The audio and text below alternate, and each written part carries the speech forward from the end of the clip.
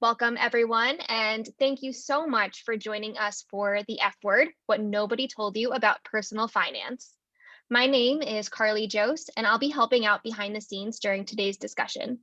A few housekeeping items before we get started. We will have some time for Q&A at the end of the discussion, so if you have any burning questions for our panelists, feel free to enter them into the Q&A feature on your screen throughout the discussion. Also, feel free to connect and introduce yourself in the chat box throughout. If you're having any technical issues during the session, feel free to let me know through chat and I'll help you get all set up. Now, without further ado, I'll turn things over to our amazing moderator, Jennifer. Thanks, Carly, and welcome everybody.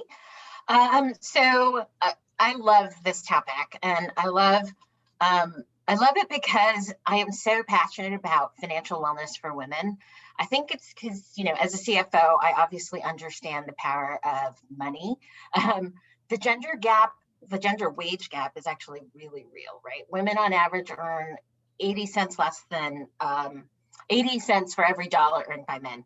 And that given that women earn less, it's really important that we all learn how to manage our money. Personally, I have made every financial mistake there is during college and early on in my career. Credit card debt, check. Too much student loan debt, check. Not participating in the 401k, check. Not taking advantage of the match, check. But you know what? It's never too late to correct those mistakes and get on the right path to financial wellness. I would add too that, my first marriage ended in divorce. And while I had a good job at the time and I had sorted out my earlier sort of financial mistakes, it really impacted my personal sort of confidence. It really rocked me. And it was a real wake-up call to focus on long-term planning and investing for my future. I think in doing so, it really, it made me financially independent. I felt so capable. It was so empowering. So I encourage every woman to really understand their own personal finances. You become stronger and more confident for it. And so speaking of confident women, we are really fortunate to be joined today by two financial planning experts from LearnLux. We've got Sabrina LaFleur and Mamie Wheaton. Maybe you can start off and introduce yourself and why you got into financial planning, and then we can meet Sabrina after. Great, thank you. Okay, so hi, I am Mamie. I'm a certified financial planner with LearnLux, and I've been in the financial planning industry working with clients for about 13 years. I got into the industry right after college. Honestly, to be totally honest, kind of on a whim. I was a business major. I was not a finance major, but a big investment firm hired me right out of college, and I thought I'd give it a try, and it turns out that I really, really enjoyed it. I've worked in lots of different areas of finance over the years, and I've pretty much worked with every type of client. So from that college grad that's just starting out to ultra high net worth clients that are, looking for estate planning tactics. But like what I really found is that the key to helping people prepare for financial future is really through just holistic financial education and taking into account their individual circumstances. And I guess I'd like to add that I also really have a passion for breaking down complex topics into, more simple ways to explain them. And I guess my motto when it comes to personal finance is really simplify to amplify. And I'm excited to be here. I love that. Simplify to amplify. I'm going to write that one down. Yes. And Sabrina, let's meet you. Well, I too am a lead planner with LearnLux, and I started my career as a banker with two of the three largest banks in the U.S. I excelled in consumer and business lending before progressing into insurance and investments as a private banker. In the years leading up to the 2008 financial crisis, many of my banking clients had amassed sizable portfolios of investment properties that they were leveraging to achieve various personal and business goals. Many of their lines of credit started getting called prematurely, and some experienced a financial squeeze when the payments on their adjustable rate mortgages doubled. That's when I decided I wanted to help people make more holistic financial decisions, like Mamie mentioned. So I became a certified financial planner in 2008 and have worked with clients ranging from under $1 million in assets to over 40 million since then. While I worked with some phenomenal people and clients, I was always restless in knowing that financial planning services generally weren't affordable for people who could benefit the most. That's what led me to LearnLux. We help everyday people transform their everyday lives by making financial planning resources available as an employer-paid benefit. But I will say I am passionate about financial well-being for women because I've seen how financial security creates room for people to live fulfilling lives. But I've also witnessed and personally experienced how high levels of stress impact families and society as a whole. Now, I realize that our stress can stem from many different things, but the American Psychological Association reported that 79% of women say money and the economy are the primary sources of their stress. Now, this is problematic to me because women are literally the gatekeepers of life on earth. I mean, think about it. Human life begins in a woman's womb, right? A woman's womb, right? So if mom is stressed during pregnancy, scientific research has proven that it adversely affects the unborn baby. The University of California in San Francisco conducted a study last year with 109 low-income women. And for every 1 point increase in reported prenatal maternal stress, the research team found a 38% increase in infectious illness, a 73% increase in non-infectious illness, and a 53% increase in a variety of illnesses among the infants. So stress in pregnant women also significantly increases infant and maternal mortality rate, or infant and maternal mortality during and after labor, which is something that disproportionately affects people of color. Having personally experienced the devastation of a miscarriage due to stress, that really hits a nerve with me. So it brings me great fulfillment to work with a company like LearnLux, where financial planning isn't just for the wealthy. Wow. Thank you for that, Sabrina. It's so true. Stress really does impact you, physically and emotionally. I love that. Well, thank you both for joining us today. We got a ton of questions when people were registering for this. So I thought we'd start with some of those and people can add some in the chat as we go along. But maybe you can take this first one for us. The question is, I'm 23, no student debt, and I just got my first full-time job. Wow, congratulations. No student debt. That's great. Awesome. Should I be saving for retirement or saving for a house? Awesome. Yeah, great question. So yes, congratulations on your first full-time job out of school and also on not having any student debt. That is so awesome. And it's really great that you're thinking about saving for both of those things. And there isn't a reason why you can't save for both. But before I really answer that, I kind of want to take a quick step back. So when it comes to saving, your first goal should be to have an emergency fund. So what I mean by emergency fund is it should be a liquid savings account that is easily accessible in case of any type of emergency. So, your car breaks down, you have a medical bill you have to pay. Basically, it's there so that you don't have to put money onto a credit card and incur any additional debt. And you should really be aiming for about 3 to 6 months of your monthly expenses in a liquid cash savings account. And, if your company offers a retirement plan match, say dollar for dollar up to 3% of your contribution, well, that's free money and something that you really, want to be taking advantage of. So once you get to about $1,000 or 1 month in savings, you can start, putting some of that money towards your match, your retirement match, and some of that money towards your emergency savings fund. And so that way you can, start to contribute towards retirement, get that free money, all while continuing to save for your emergency fund. Once you have a fully funded emergency fund, then you can start really allocating your money towards both retirement and the house based off, whatever your goal is. So think about, a price point of the house you might want to buy, what's going to be reasonable for you, and also the time frame. If that house that you're trying to save for, you want to buy in, 1 to 3 years, those savings, you're going to really, want to keep those in cash because you want to make sure that it's not subject to market volatility and that money is there when you need it because it's considered a short-term goal. If it's, I'm 23, I think I'd like to buy a house when I'm 33. I want to have a full 20% to put down. That's a little bit of that's a much longer term goal. And that's where you can really look to possibly invest that money if you're comfortable with it, which will hopefully, grow at a higher rate over the next 10 years.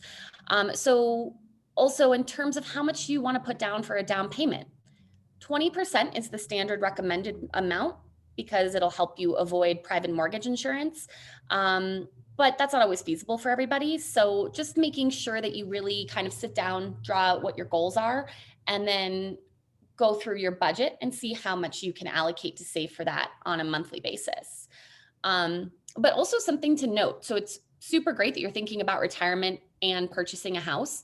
But some people, don't want to buy a house right away, and that's okay. So they can be great investments, but don't feel like you should be saving up to buy one. Everybody has different priorities in life, and maybe especially when you're younger, a lot of people just want to travel and set aside money for new experiences. But you feel like you've got to buy that home because it's like the right thing to do. And if you want to purchase it, that's awesome. But don't feel bad if you would rather save that money for other goals and experiences. So that's just one thing I would add. Now with retirement, it's always good to start as early as possible, because the earlier you start, the more money you'll accumulate over time. So hope that answers your question. That's great. That's great. And I would reinforce, don't leave money on the table. If your company has a 401k match, participate and take advantage of it. It is free money. I've made that mistake, so I can say that. Let's go to our next question. It says, I'm getting married soon. What is the best way to combine finances? I love this question. Sabrina. Yes, good one. Now, I've seen it done in various ways, but the most important thing is really to talk about it and come to an agreement before you tie the knot. I think a lot of people have made this mistake and can attest to this, but a best practice is to combine finances to enhance your buying power while keeping enough separate so you can still buy each other birthday gifts without spoiling the surprise. I personally like having one household account for bills that each person contributes to each month or pay period. The key is to keep track of your household expenses so you know what they average each month. So let's say your monthly mortgage, utilities, and other household expenses total $3,000 a month. You can either contribute 50% each or a percentage proportionate to your respective income. So say John's annual income is $50,000 and Jane's is $100,000. Then John could contribute 1/3 or $1,000 to the household bills while Jane contributes 2/3 or $2,000. The remainder of your individual income can then be split between a household savings account, personal spending account, and personal goals. Now, this is a good way to avoid arguments over who's spending the bill money or who's hogging all the fun money. I love that. That's actually how I do it with my husband too. We do exactly that. We fund an operating account. One thing I would add is we actually top it off a little bit so that it starts to build a little, and then we can do something like a vacation that's paid out of that account as well. And so, but yeah, I think the most important thing is communication and having that discussion, and openly talking about your money is something that all women just need to get comfortable with, for sure. Yes, yes. Let's go to our next one. It's let's see. I make more money. Oh, this is a good one too. Mm-hmm. I make more money than my partner, and it's hard to talk about money. What are some tips to navigate that conversation? Oh gosh. Okay. Start. Yeah. Oh gosh. Okay. That's a great question. So first of all, congratulations. Sounds like you're just killing it at work and awesome job. So, in your particular scenario where you make more money than your partner, this is becoming more and more common. So I think back in 2019, if I remember correctly, I believe that 28% of married couples had a female breadwinner. And I'm pretty sure that over the years, those numbers have been steadily increasing. Unfortunately, one thing that we did see during the year 2020 is we saw a lot of women leave the workforce due to the pandemic. So hopefully we see those numbers continue to rise in a positive direction. But so it is super common. And again, kind of reiterating on the point that Sabrina just mentioned, talking about money and combining finances, regardless of who is the breadwinner, is so tricky, and there just really isn't a one size fits all approach. But one thing that I can say, the first step is to communicate. So even if as a couple, you choose not to merge all of your finances, it's so important to have regular conversations about how much money each of you is making and how much you're saving and how much you're spending. So set aside a time, because that can be a more sensitive subject, especially when you're making more than your male partner. Set aside a time where you can make the conversation enjoyable. Don't have it after a busy day or a stressful day at work. And then also, one thing that I see that's something to be mindful of is, if you're deciding to do your budget proportionally, make sure you're budgeting off your take-home pay and not the pay before benefits. So oftentimes when a female makes more money than her partner, the whole family's on her benefits. And so she's paying all of those healthcare costs, right? Which, depending on the type of plan you have, can sometimes amount up to, close to $1,000 a month in just benefits. So the take-home pay discrepancy between you and your partner might not actually be as big as the overall income discrepancy. So that's one thing to think about, is really, look at your budget on a take-home pay, not on okay, I make, $100,000 a year and my partner makes $50,000 a year. So that's definitely something that you really want to be mindful of. You also want to make sure that you protect yourself and your future. So while no one gets married thinking that they will get a divorce, it is always important to protect yourself in the event that it happens. So I'm a certified financial divorce analyst, and I've worked with many women going through divorces, and I can confidently say that it's so important to just protect yourself from the beginning and just make sure that you always know where your dollars are going and how your dollars are being split in your joint sharing of finances, especially if you're the primary breadwinner. And then lastly, I would say, make sure that all your wills, your trusts, medical power of attorneys, everything is updated, and make sure that you have ample life insurance, because as the breadwinner, if something happens to you, you want to make sure that your husband and your children are taken care of. And also make sure that if your partner, maybe your partner is the one who is the stay at home, or maybe he's the one who does the homeschooling, you want to make sure that if something happens to him, that he has life insurance as well, so that you are able to afford to hire someone to take care of your children if you need to. So yeah, I hope that answers the question, and let me know if there's any follow-ups about that. Certainly answers that for me. I do think communication is clearly, the most important thing, is just to have that dialogue. I will say, for my husband and I, we before we decided to get married, we compared credit scores, and we made a point that we needed to both, had a plan, and mine was higher, but to have a plan to understand what that meant, and how do we get, to a place where we're both comfortable where we were financially. And that's a really open, honest conversation. And I think if you can have that, that your relationship is strong, because that is uncomfortable sometimes, right? I mean, there's a lot of ego involved in some of this. Yeah. And I would say, don't ever let anyone make you feel bad for being the breadwinner, right? Because, if the situation was reversed, that the man would never feel bad for being the breadwinner. So I do think that it's definitely important, be proud of what you're doing and the hard work that you're putting in to earn that salary that you're making. And you just want to approach the conversation with love and appreciation and understanding. And I think that, more and more women are making it work all the time. And to be open to revisiting it often, right? I mean, our circumstances in my family have changed several times during our relationship, where, he was starting a business, or whether, there were times where he was making more or I was making more. And so every time there was a change in our circumstance, we would sit down and say, okay, what does this mean for us financially? And how does that change how we're managing our money? And having that just routine update is really important as well. So yeah, it sounds like you two are approaching it as a team, and I think that's the way to do it. Yeah, and from the first time.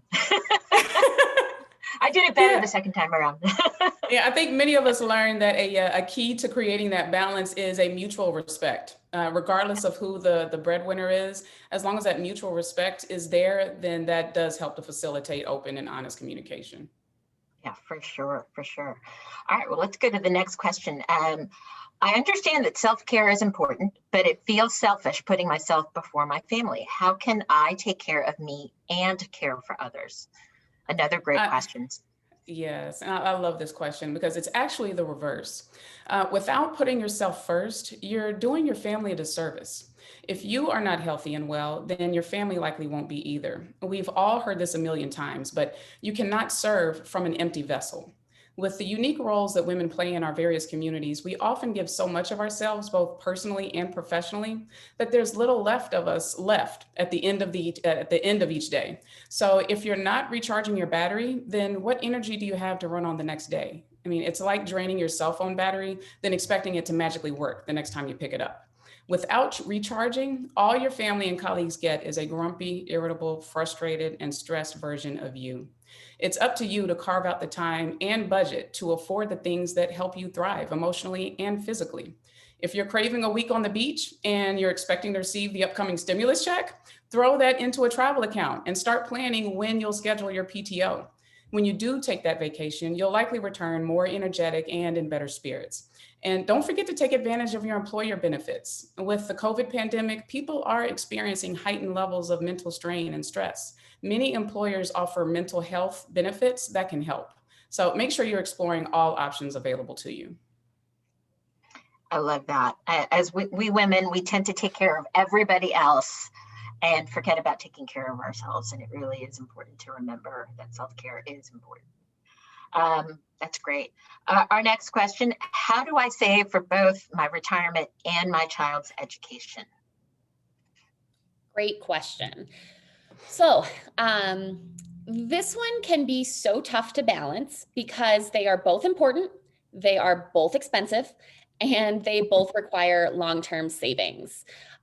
So the first step I would say is to utilize, if you're doing it on your own, is to utilize a retirement calculator and a tax saving calculator to make sure that you understand the amount that you should be targeting for retirement savings and for education savings, and how much you would need to contribute on a monthly or annual basis to meet both of those goals on time, right? So it's really going to depend on, with both a retirement and with education savings, assuming you're starting early enough, you're going to want to invest that money most likely because it will grow at a higher rate than it would if you just kind of put it in a savings account in a bank. And so you really want to kind of decide what you feel like a good average annual return is, so that that you're investing it correctly. With with education accounts, you can look at 529 plans, which may have some state tax benefits for you. So you can look at 529 plans, and those 529 plans will help you save. They also, if you go onto any of like the big institutional websites, they will have calculators that show how much you should be saving for different colleges. But if you kind of go through all of those steps and you see that like you wouldn't have enough money to contribute to both, the bottom line is you can't take out loans for your retirement, right? So why student loans are not optimal for, anybody, especially, we see them now, so many people have student loans and they're taking out so much money for education, but they are better than not having enough money when you get to retirement. So there's different ways that you can kind of add this up. My suggestion would be, if you get to the point where you're not sure how to really save for both in the correct way, speak with a financial planner. Find a financial advisor that can help you meet your needs and kind of break down how you can best prioritize how much should be going into what account and how it should be invested to help maximize your return. Another thing that you can do is, if you choose to take out loans, again, that's not always optimal, but if you take out those loans, that gives you an extra, let's say there's one child, that gives you an extra 4 years to save up. And then when your child graduates, assuming that you can take whatever you've saved up for education while you've still been contributing fully for your retirement. And you can just pay off those loans right away before interest is accumulated, depending on what type of loan you have. So there definitely are ways to sort of finagle it to get a couple extra years out so that you can save for both and minimize the amount of loans that you're taking. But again, it is tough and it is a hard thing to balance. And so if you look at kind of your budget and you think, I don't know if I'm going to be able to meet both of these goals, make sure that you're really meeting your retirement goal first. And then secondly, look into getting assistance from, a financial advisor who can help maybe tell you how much you should be directing into what type of investments. Yeah, that's a perfect example of when it's important to put yourself first. Prioritize retirement over children's education. 100%. That's right. And there are options around education, right? It doesn't, I was explaining to my own son, you don't have to go to the most expensive school to get a great education. Right. And so just fully understanding your options is really important as well. Yeah, absolutely. Spending those first couple of years at community college, I mean, that can be a great option. There's lots of ways you can minimize the loans. But again, I mean, it's a wonderful thing to want to want to pay for education for your child. But again, thinking about taking out those loans and then paying what you can, helping your child pay those loans off after they've graduated, gives you an extra time to save and take some of the pressure off. Yeah, that's great. That's great. All right, our next question. I love these are all such great questions that people submitted. I'm too busy being mom, wife, daughter, employee of the year. How do other women find time to plan their future? Yes, great question. This is another part of that thing called self-care. If you're not planning for your future, life becomes more like trying to build a skyscraper on sand. Without a solid foundation, whatever you build will eventually come tumbling down in a chaotic mess. The only way to secure your future is to make the time, literally. Working with a certified financial planner can help take the stress out of the first step, which is creating a financial plan. So we as certified financial planners are able to assess your financial personal circumstances, then help you identify and prioritize goals, prioritize your goals with an understanding of how selecting one particular goal may affect others. Once you've established your plan, it should take no more than 30 minutes a week to do a quick check-in. So schedule a weekly date with your money to ensure it's going exactly where you want it to. So I like to say, get intimate with your money, and it should take you no more than 30 minutes a week once you get started. And the tools are so much better today than they were when I first started thinking about how to manage my own money, right? Back then, I'd still get my paper statements and have to look at 5 different places and try to pull it together. Whereas now you can pull all that information and have it be, on your laptop and be able to check in on your funds and know what you're doing and reconcile your accounts. And it's just that much easier. And I think people have to take advantage of the tools that are available now online to be able to manage your money, and it really doesn't take that much time to be able to just do that quick check-in, for sure. Absolutely. Yeah. Totally. I don't know if I distinctly remember my mom using a checkbook register. So I'm not sure, if anyone on this now call. You're making me feel old. I used to have one of those. I used it too when I was like in high school and early in college, but then, online banking kind of came around. But I kind of think that the modern checkbook register is really setting up online alerts or alerts that text you. So I get texts when I hit a certain amount on my credit card, right? That says like, oh, you've hit this amount. And I'm like, oh no, I only have, $300 left for the month. They better rein in my spending. But I mean, it's so cool. The alerts that we can get, to always just be on top of our money where we don't have to sit down at the end of the day necessarily and figure out how much I spent that day. So it's pretty cool. Yeah, I would agree. Definitely take advantage of all the tools. Yeah, I think many people would be surprised. Free. Yes, I was going to say it. Many people are usually surprised when they actually do take the time to look into the additional features they have on some of their bank accounts and credit cards. There are plenty of tools available to make our lives much easier. Yeah, free tools. So I think that's great. Well, great. Well, thank you. Those were a bunch of the questions that we culled together that were submitted earlier on. Maybe we go into some rapid fire questions, and then we can go into some of the questions that were sent in today. Is that Sure. good? Cool. Yeah, Sounds Awesome. great. All right. Excellent. So let's start with the first one. True or false? Money can't buy happiness. Ooh, I love this one. Okay, so I guess I kind of true and false, right? So while I don't, really believe that winning the jackpot in the lottery will bring you happiness, or getting a raise to 110,000 when you previously made 100,000 will necessarily bring you happiness. I do believe that being in a sound financial situation can alleviate just huge amounts of stress and allow you to focus on other things in life that make you happy or passionate about.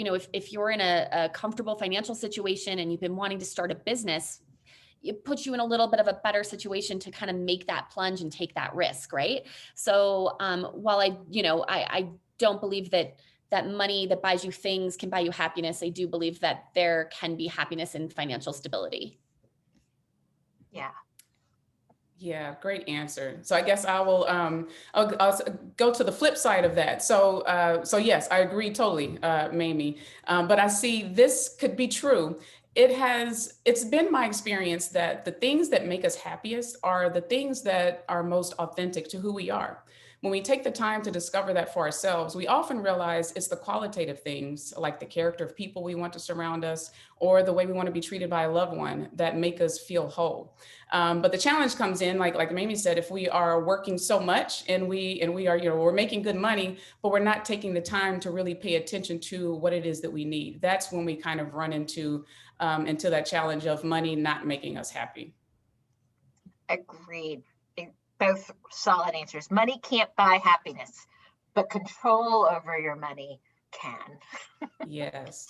Yes. All right, great. All right, next one. Many times personal finance advice tells you what not to buy, like that $8 latte. If you had to give women advice on one thing they should buy, what would that be? I would say a home that you intend to pay off in full.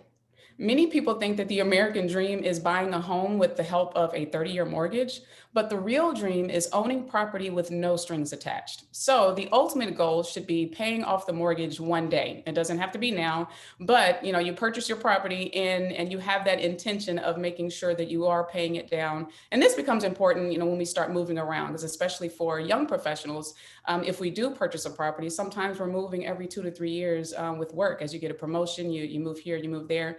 But those are things to consider as you are making the move. Like, are you going to take out another 30-year mortgage? Or at some point, do you scale back and now you're ready for a 15-year mortgage? So I would say purchase a home, but with the intention of paying it off. And because I think that is the one of the best ways to establish generational wealth. So Sabrina, I totally love that answer. I think that's great. I think I'm going to answer this question a little bit differently. One of the things when you hear about budget-based financial planning and when people talk about budgets is how to rein in, stop your spending at Starbucks or, going out for lunch every day. And I do think that there's a lot of truth to that. However, I also think that we're a culture of we're constantly telling people what they shouldn't be doing. And I don't love that. So I kind of think that you should buy what you want within reason, right? I am a financial planner after all. So I do believe that you should make a budget and you should account for all of those things that need to be paid for, right? Rent, bills, student loans, and you shouldn't be funding things on a credit card. But once you make that budget, that money that is left over, that pot of money, once you put some money aside for retirement and for maybe saving up for that home, that money left over for food, entertainment, eating out, clothing, etc., you should spend that however you want to spend it. And you also shouldn't have to record every single thing you spend. You should not feel guilt when you go to buy that $8 latte, as long as you know that everything else is taken care of, right? So, if you have a certain goal that is, I want to buy a house next year, and we revisit your budget and realize, okay, well, if you bought 2 $8 lattes a week instead of 5 $8 lattes a week, you could reach that goal that much quicker. That's one thing, but you should be able to buy what makes you happy. So I think that there's ways to do that where you can be smart about it and it shouldn't induce guilt, if that makes sense. Yeah, I love that. I do think, especially when women first start out in their careers and they're buying, new clothes and new shoes and new bags and new this, I always tell some of the women that I mentor, like, focus on quality and not quantity. Yes. Because people can tell, I've had, one quality watch for pretty much my entire life. And I don't need, fast fashion is nice, but the reality is when you focus on quality, you may spend a little more at the time, but it lasts a whole lot longer. And it really says, I think it says something about you. So anyway, that's what I would say. Buy it, but quality. Yes, I agree with that. I go with the love it or leave it. Like if you don't absolutely love it, then leave it. And the more you can leave things, then the more capacity you free up in your budget to buy the things that you absolutely love. Yeah, no, that's exactly right. That's exactly right. All right, next and last one. What's your all-time favorite money-saving life hack? Ooh, okay. I have two I'm going to throw in there. One is find ways to do the things that you love for less. So for example, if you love to travel is expensive. Subscribe to things like Scotch cheap flights or, different, there's all kinds of different articles out there that talk about ways that you can find flights cheaper. Or, if you're planning a big trip to Alaska and you need winter clothes and you're planning that trip for a year, well, buy those winter clothes the year before when they go on sale previously so that you're ready for your trip and you're not buying, with super high prices.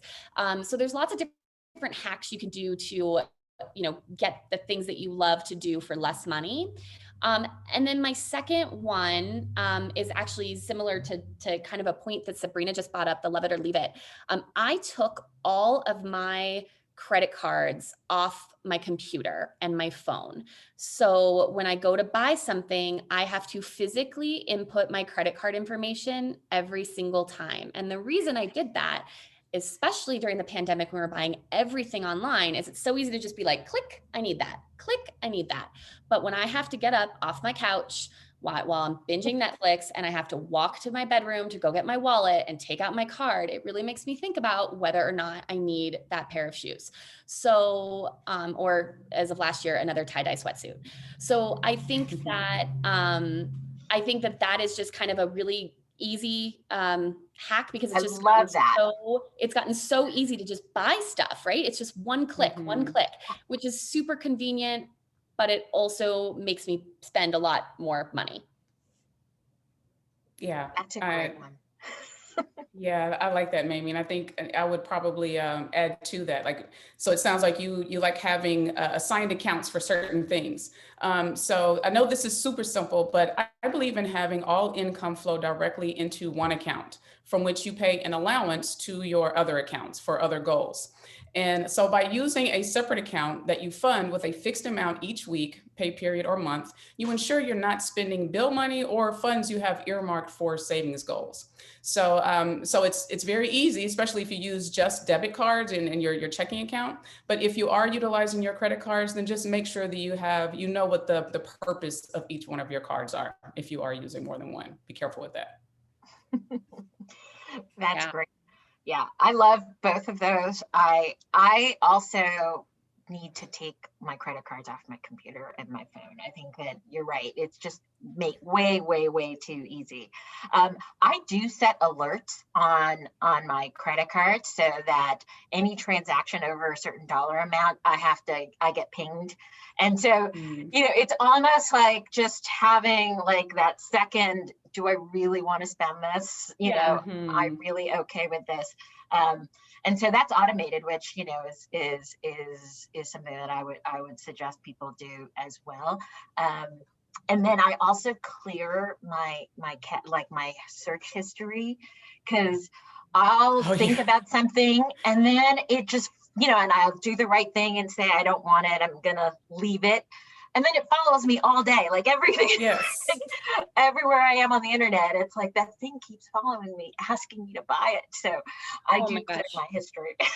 The targeted ads these days, like I swear I could just mention something and then my cell phone knows that I Yes. talked about really liking someone's sweatshirt and all of a sudden it wants me to buy it, and it's just, Yeah. it's crazy. It's crazy. Yeah, for Yeah. sure, for sure. Well, that's great. Thank you for those. I hope the folks joining us today got something out of that, because I certainly did, for sure. Oh, thank you. Let's go to the Q&A from the audience. Let me see here. I love some of these. Let me just look this up.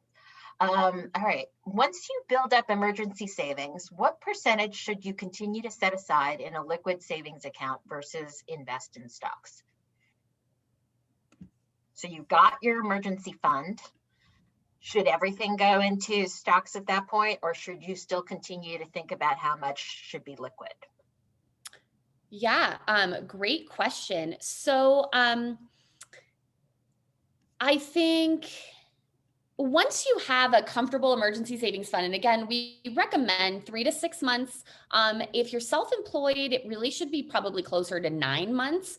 And again, if you are if you manage your finances with a partner and you're a 2 income earning household, it can be closer to that 3 months, because the likelihood of you both losing your job at the same time is probably pretty slim. And then if you are maybe the sole income earner for your family, you might want to look at closer to 6 months. But really, it's important to have whatever's most comfortable for you in liquid savings. And then in terms of investing in stocks, that's wonderful. And you can invest in stocks in a couple different ways: through retirement, through like mutual funds and ETFs, or through just a taxable stock account. But you want to have the time horizons for your money. So if you have a goal, say that you want to buy a home in 3 years, you want to make sure that you have a decent amount of that money in liquid savings, so that when you're ready to buy that home, you can just easily pull the trigger and you don't have to worry about whether the market is up or down or having a good day or a bad week, or whatever the case may be. And it really comes down to what your goals are for your money and what your time horizon for each of those goals is. And then when it comes to individual stocks, you just want to make sure that if it's the type of account that you're using to kind of trade in all the time, that can be a lot of fun and great opportunity to learn about the market. But you just want to make sure that anything you invest in, like the individual stocks that you're buying and selling on a regular basis, that it's money that you can afford to lose it. Everything else from an investment standpoint you should be looking at mutual funds or having a well diversified portfolio.